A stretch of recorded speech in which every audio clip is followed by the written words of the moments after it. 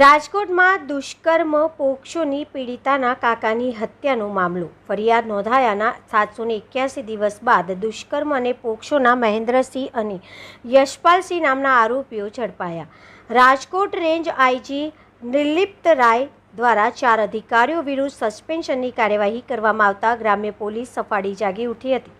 2 વર્ષની ફરાર આરોપીઓને ન પકડી શકેલી ગ્રામ્ય પોલીસે ગણતરીના કલાકમાં ફરાર આરોપીને ઝડપી પાડ્યો. રાજકોટ ગ્રામ્ય એસપી વિજયસિંહ ગુર્જર દ્વારા ફરાર આરોપીઓને ઝડપી પાડવા સ્પેશિયલ કોડની રચના કરવામાં આવી છે. 20 તારીખના રોજ પડધરીના ખાખડાબેલા ખાતે 40 વર્ષીય વ્યક્તિની કરાઈ હત્યા. દુષ્કર્મ અને પોક્સોના આરોપી મહેન્દ્રસિંહ અને યશપાલસિંહ દ્વારા દુષ્કર્મ અને પોક્સોની પીડિતાના કાકાની હત્યા કર્યાનો આરોપ. 20 મઈ 2026ના રોજ રાત્રિના 8:30 થી 9 વાગ્યાની વચ્ચે પડદરી પોલીસ સ્ટેશનની હદમાં ખાખડાવેલા 5 ગામના પાદરમાં એક હત્યાનો બનાવ બન્યો હતો, જેમાં મરણ જનારનું નામ યુવરાજસિંહ અનોપસિંહ જાડેજા છે. આ 43 યરનો છે અને ખાખડાવેલા 5 ગામનો રહેવાસી છે. એ પોતાની ટાટા હેરિયર કારમાં રાજકોટથી પોતાને ઘરે જતો હતો. સામાથી એક બ્રેજા ગાડી ભટકાણીને અને પછી છરીથી વાર કરીને 2 લોકો એનો મર્ડર કર્યો હતો. જ્યારે મર્ડર થયો ત્યારે ગાડીમાં મરણ જનારની એક મહિલા મિત્ર હતી, જેની સાથે એનો મૈત્રી કરાર કરીને આ રહે છે.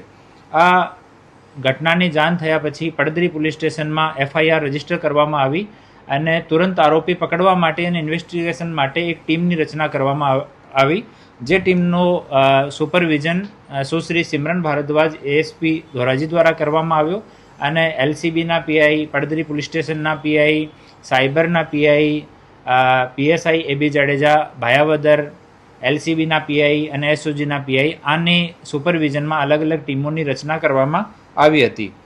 આમાં રાજકોટ રેન્જના વડા શ્રી નિર્લિપ્ત રાય સાહેબનો સતત માર્ગદર્શન તમામ ટીમોને હતો. આ ટીમો એક ટીમ અમે CCTV સર્વેલન્સ માટે લગાડી. જો ગાડીઓ બ્રેજા ગાડી અને હેરિયર ગાડી જે રૂટ લીધો હતો, આ પૂરા રૂટને ક્લિયર કરવામાં આવ્યો.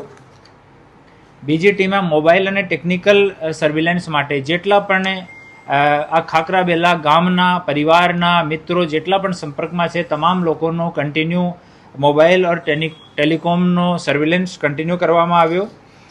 સાયબર માટે એક અલગ ટીમ રાખવામાં આવી.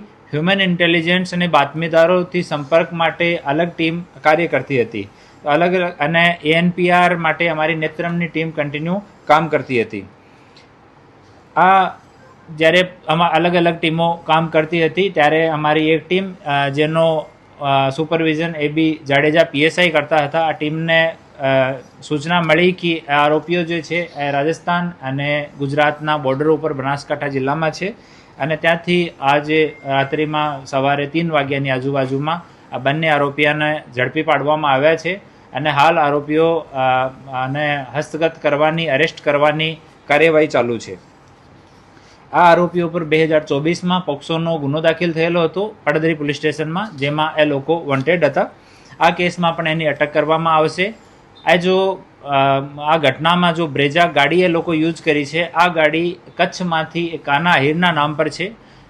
એક મિત્રના થ્રુ એનાથી ગાડી કોઈ કામ જવા માટે એ લોકો લીધી અને પછી એના નંબર પ્લેટ પણ ચેન્જ કરી નાખી. તો નંબર પ્લેટ ચેન્જ કરવા માટે જો ફોર્જરીની એપ્લિકેબલ કલમો છે એ લગાવવામાં આવશે.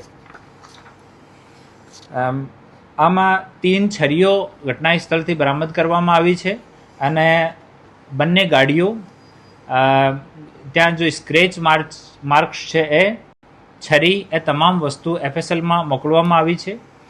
હાલ આરોપીઓના ફોન પણ રિકવર કરવામાં આવ્યા છે અને અમુક જો સંદિગ્ધ લોકો છે એના પણ ફોન રિકવર કરવામાં FSLમાં મોકલવાની કાર્યવાહી હાલ ચાલુ છે. સર, આજે બંને આરોપી હતા, પોલીસ આરોપી કોણ છે? એમાં જો આરોપી છે મહેન્દ્રસિંહ રણજીતસિંહ જાડેજા, આ ખાખડાવેલા 5 ગામનો જ રહેવાસી છે. એના ઉપર 2 ગુના દર્જ છે. એક ગુના ખનીજ ચોરીનો છે અને બીજો ગુના પોક્સો અને રેપનો છે. એક આરોપી યશપાલસિંહ રસિકસિંહ જાડેજા ખાખડાબેલા 5 ગામનો છે. એના ઉપર એક ગુના આ ગુનાથી સિવાય એક ગુના પહેલાંથી છે. એ લોકો પોક્સોમાં ભાગ્યા પછી અહીંયાથી રાજસ્થાનમાં અલગ અલગ જગ્યાએ રહેતા હતા અને ફોનથી વાત અવોઇડ કરતા હતા એ લોકો. અને આરંભિક પૂછતાછમાં મહેન્દર છે એના જો સ્કૂલના ફ્રેન્ડ્સ, કોલેજના ફ્રેન્ડ્સ છે, આ તમામ લોકોના નંબર એના મુક જવાની યાદ છે.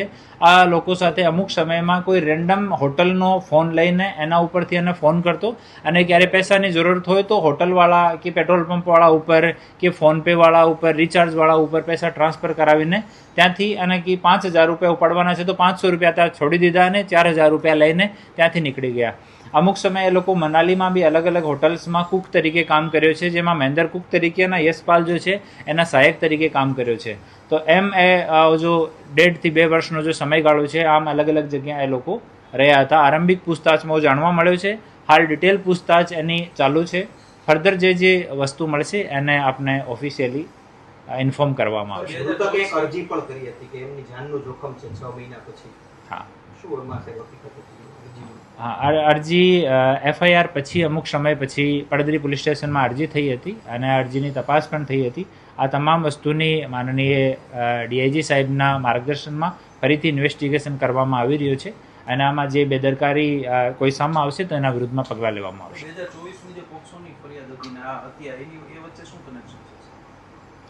એમાં જો પોક્સોમાં ભોગ બનનાર છે એ હાલના જો મરણ જનાર છે એના પરિવારના સભ્ય છે અને જો હાલના મરણ જનાર છે એની વાઈફ પણ આ પોક્સોમાં આરોપી તરીકે હતી અને એ જો બંને આરોપી આ હત્યાના કેસમાં છે, મહેન્દર અને યશપાલ, એ બંને આ કેસમાં આરોપી હતા અને એક અજય કરીને એક ઓર આરોપી છે જે આરોપી હાલ જેલમાં છે, જ્યુડિશિયલ કસ્ટડીમાં છે. સાહેબ હત્યાનું કારણ કે પ્રાથમિક તપાસમાં કીધું શું કામ કર્યું? હાલ મેઇન કારણ આ પોક્સોના જો કેસ થયો હતો એના લીધે આ બંને પરિવાર વચ્ચે તણાવ હતો અને ડિટેલમાં હાલ કે કઈ રીતે પ્લાનિંગ કરી છે, ઓર કોઈ માણસ આમાં સામેલ છે કે કેમ, એ તમામ વસ્તુ માટે અમે પૂછતાછ કરી રહ્યા છીએ અને એક વખત જે ઇન્ફોર્મેશન સામે આવશે આપ લોકોને જાણ કરવામાં આવશે. મૃતક અન્ય કોઈ એની પત્ની સિવાય અન્ય મહિલા સાથે મૈત્રી કરારમાં રહેતો? હા, સર, આમાં જે લોકોએ અત્યાર સુધી તેમને મદદ કરી છે એમની સામે કઈ રીતે કાર્યવાહી? નિશ્ચિત રૂપથી જો લોકો આને મદદ કરી છે આરોપીઓની બગાડવામાં કે શેલ્ટર આપવામાં, આ તમામ લોકો વિરુદ્ધમાં કાર્યવાહી થશે. સાહેબ, આ જો 2 વર્ષ પહેલા જો આ ગુનો નોંધાયો તો આરોપી પકડાઈ ગયો તો અત્યારે ન થયું તેવું કહી શકાય?